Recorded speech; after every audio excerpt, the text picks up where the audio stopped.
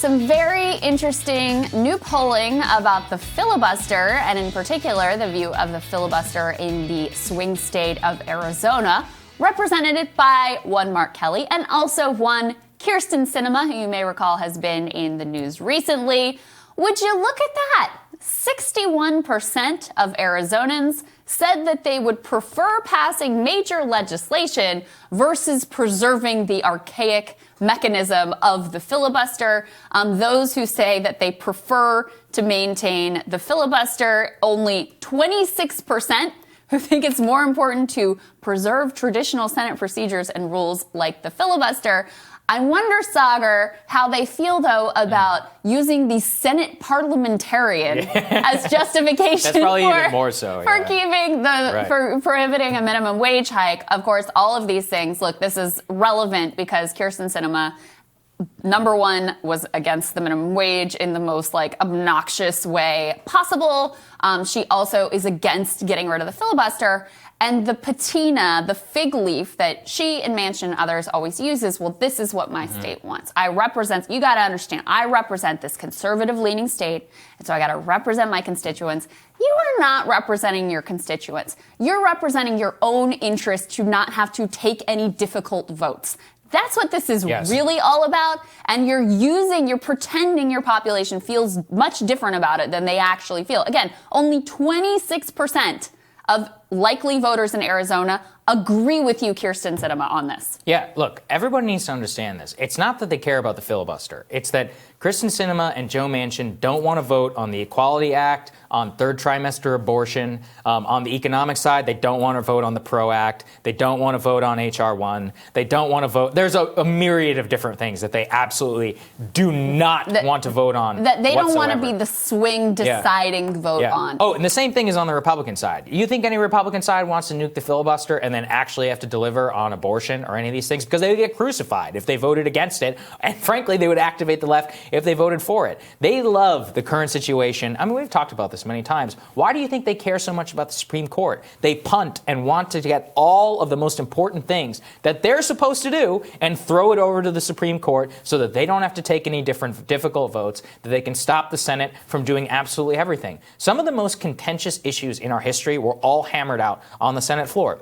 We're better off for it. Yes, many of them were terrible. Kansas, Nebraska, and all of that. But if you go back and you read all of the speeches and how people would just duke it out for months, again, on issues just as contentious as abortion and gay marriage and transgender, all this other stuff. It was all there, all hanging out. And that's a good thing because it was all in the public record. People had to take votes. There were very narrow ones. Compromises had to be cut. Now they punt it all towards the courts and they use the filibuster as an excuse. We would be much better off if they actually had to do something. So here's one thing that is positive is that you have outlets like Data for Progress out there, doing the polls, making the case. And then you have Corbin Trent and Shoykat Chakrabarti and Zach Exley, who formed this group. They're former AOC aides and Justice Democrat staffers who have formed this group, and they're putting pressure on Manchin and Sinema exactly around this issue, not making it about this arcane filibuster conversation, but saying, look, what they're doing is blocking the things you want them to do. And so that framing, I think, here is really important, because if you just ask up or down on the filibuster and don't frame it as no, the reason this matters is because it keeps anything from getting accomplished in the Senate. That's really the correct framing. And there's at least a little bit of an infrastructure there to make the case and put pressure on these people, because God knows, look, it's Biden's agenda that is being hamstrung, but he's just as committed to keeping the filibuster in place as these people are, because he also likes the excuse of not being able to get things done. Yeah, look, I think he got done what he was elected to do, and I think he's pretty much done. I really believe that. I do Everybody too. Can say otherwise, and I know some people were upset with what we said yesterday. I'm sorry, it's true. I think he came in, he passed that bill. If you think he was ever going to try and do a public option, you're out of your mind after you saw what happened to Obama in 2010. They're never going to do that ever again. From now on, it's executive orders and it's the culture war. Get used to it. I'm not saying I like it. He could even win. Given the amount of vaccines he's distributing and all of that, Americans are tuning out the news more than ever. He's basically can just be a caretaker president.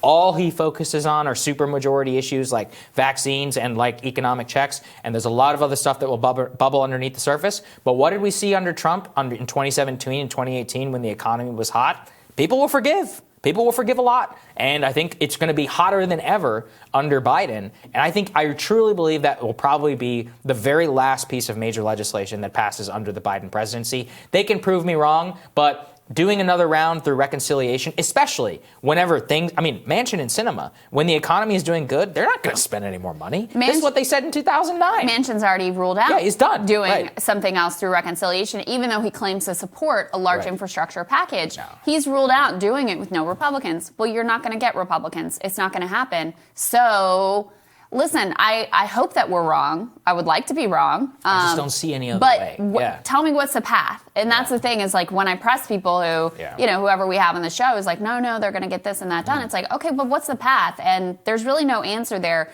If reconciliation is taken off the table, which Manchin is basically done, and getting rid of the filibuster or filibuster reform is taken off the table, you're not getting 60 votes for anything. It's a fantasy. So there you go. Completely true.